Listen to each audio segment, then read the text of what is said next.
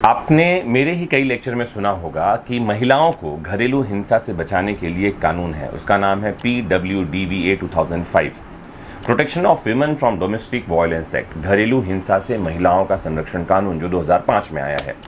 आपने बहुत detailed lecture भी और छोटे छोटे लेक्चर भी इस चैनल में ज़रूर देखे और सुने होंगे और इस बारे में आपने ज़रूर सुना होगा। आपको ये भी पता होगा कि महिलाओं के लिए एक राष्ट्रीय आयोग है जिसका नाम है नेशनल कमीशन फॉर वुमेन, और ये 1990 में आयोग का गठन हुआ है। ये आयोग एक वैधानिक मान्यता रखता है क्योंकि 1990 के कानून के तहत ये आयोग अस्तित्व में आया था। लेकिन क्या पुरुषों के लिए भी कोई आयोग है? अगर कोई पुरुष घरेलू हिंसा या प्रताड़ना का शिकार है तो उसके पास क्या इलाज है? क्या पुरुषों के लिए भी राष्ट्रीय आयोग बनाने की कभी मांग हुई है? मैं आज आपको ये सारी बातें इस लेक्चर में बताने वाला हूं, तो लास्ट तक देखते रहिए और ज़रूर मुझे कमेंट बॉक्स में बताइए कि आज जो मैंने लेक्चर आपको दिया, इस बात से आपके मन में क्या भावनाएं, क्या प्रश्न उठ रहे हैं और आपको ये जानकारी कैसी लगी। तो NCRB, national crime record bureau ने हालिया आंकड़े जारी किए हैं जिसमें पता चला है कि घरेलू झगड़ों और घरेलू हिंसा से प्रताड़ित होकर 81,000 पतियों ने, जी हाँ, नंबर नोट कर लीजिए, 81,000, इसकी एग्जैक्ट संख्या है 81063, मतलब 81,063 पतियों ने आत्महत्या कर ली है। और जैसे ही ये आंकड़े NCRB ने जारी किए, सुप्रीम कोर्ट में एक याचिका दायर की गई और मांग की गई कि पुरुषों के लिए भी एक राष्ट्रीय आयोग यानी नेशनल कमीशन का गठन किया जाए।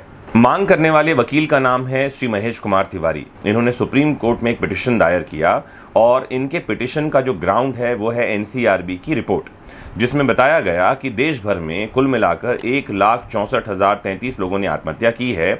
इसमें आत्महत्या करने वाले विवाहित पुरुषों की संख्या 81,000 है, जबकि महिलाओं की संख्या है 28,680। और आपको ये भी बता दूं कि साल 2021 में लगभग 33% पुरुषों ने पारिवारिक समस्याओं की वजह से और लगभग 4.8% पुरुषों ने शादी से जुड़ी परेशानियों की वजह से अपनी जान गंवा दी। तो आज मैं बात कर रहा हूं इस लेक्चर में पतियों के अधिकार के बारे में।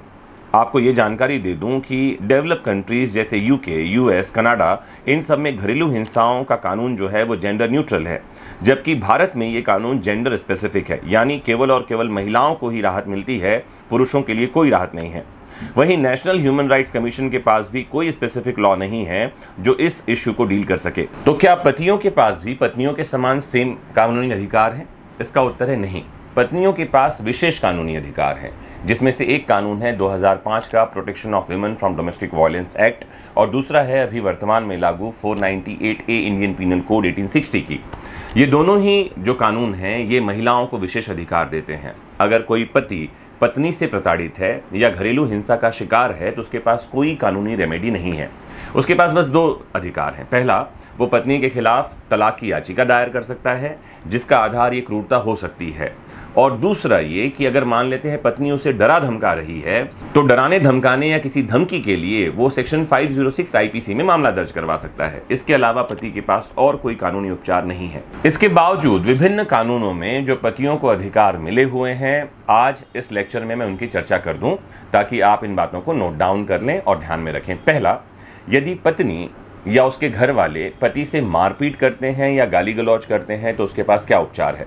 तो यदि मान लेते हैं कोई पति ऐसा है जिसके ससुराल वाले या पत्नी उसके साथ मारपीट कर रहे हैं, गाली गलौज कर रहे हैं, तो वो सीधे ही 100 नंबर डायल कर सकता है और IPC की धाराओं के तहत महिला के खिलाफ शिकायत कर सकता है। दूसरी महत्वपूर्ण बात यह है कि पति अगर खुद से कोई प्रॉपर्टी बना रहा है यानी उसकी स्वअर्जित प्रॉपर्टी है तो उस पर उसका ही अधिकार है। पत्नी या बच्चों का उस पर सीधे कोई अधिकार नहीं है। वह जिसे चाहे उसे दे सकता है या किसी को भी न देकर ट्रस्ट बनाकर उसे हैंडओवर कर सकता है। फिर अगर पति को मानसिक रूप से कोई प्रताड़ित कर रही है पत्नी, तो वह पुलिस और कोर्ट दोनों से मदद ले सकता है। तो यदि कोई महिला अपने पति को मानसिक रूप से प्रताड़ित कर रही है, बार बार डराकर या धमकाकर कि मैं तुम्हारे खिलाफ कोर्ट केस कर दूंगी या कोई और भी तरह से धमकी दे रही है, तो इस धमकी की भी शिकायत की जा सकती है। सेक्शन 506 IPC में मैंने बताया। एक बात की जानकारी आपको और दे दूं कि सेक्शन 497 जो हमारी IPC में पहले थी, उसमें नियम ये था कि अगर कोई शादीशुदा महिला किसी और पुरुष के साथ अगर शारीरिक संबंध में है, फिजिकल रिलेशन में है, तो ये अपराध होता था। लेकिन Joseph Shine versus union of India का एक केस आया 2018 का, जिसमें सुप्रीम कोर्ट ने यह कह दिया कि ये कोई अपराध नहीं है, और साथ में ये भी कहा कि sexual preference of a woman whether she is married और नॉट, ये उसकी फंडामेंटल राइट है। मतलब महिला जो शादीशुदा है, अगर वो किसी पराये पुरुष से शारीरिक संबंध बनाना चाहती है तो भी ये उसका मूल अधिकार है, और भारतीय संविधान के आर्टिकल 21 के तहत, देह के अधिकार के तहत, वो उसका मूल अधिकार है। लेकिन वहीं कोई पुरुष अगर किसी और महिला के साथ शारीरिक संबंध में है, फिजिकल रिलेशन में है, तो ये उस महिला के लिए जो उसकी पत्नी है, ये मेंटल क्रूएलिटी का काम करेगा, और सेक्शन 498A आईपीसी के तहत ऐसे पुरुष को उसकी पत्नी जेल भिजवा सकती है।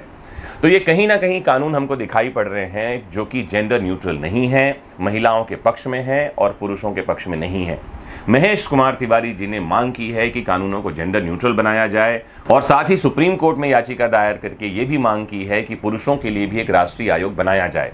आपको क्या लगता है, एनसीआरबी के डेटा के बाद क्या ये मांग जायज़ है? क्या पुरुषों के लिए एक आयोग बनाया जाना चाहिए? अपने जवाब हमें ज़रूर कमेंट बॉक्स में लिखकर बताइए। अगर आप पुरुषों के और अधिकारों के बारे में जानना चाहते हैं तो ज़रूर हमें कमेंट बॉक्स में बताएं, और साथ ही अगर आप ये भी जानना चाहते हैं कि महिला अगर किसी पुरुष को झूठे मामले में फंसाना चाहती है या फंसाती है तो उससे कैसे बचा जाए, अगर आप इस बारे में कोई जानकारी चाहते हैं तो कमेंट बॉक्स में ज़रूर बताइए। हम बहुत जल्दी ऐसे टॉपिक पर वीडियो बनाकर अपलोड करेंगे। और हाँ, कानूनी जागरूकता का प्रसार करना हमारा मकसद है, महिला और पुरुष के झगड़े में फंसना ये हमारा मकसद नहीं है। जुड़े रहिए आपके अपने फेवरेट प्लेटफॉर्म विधिक शिक्षा से, जानते समझते रहिए अपने अधिकारों को और देश के कानूनों को। नमस्कार, जय हिंद।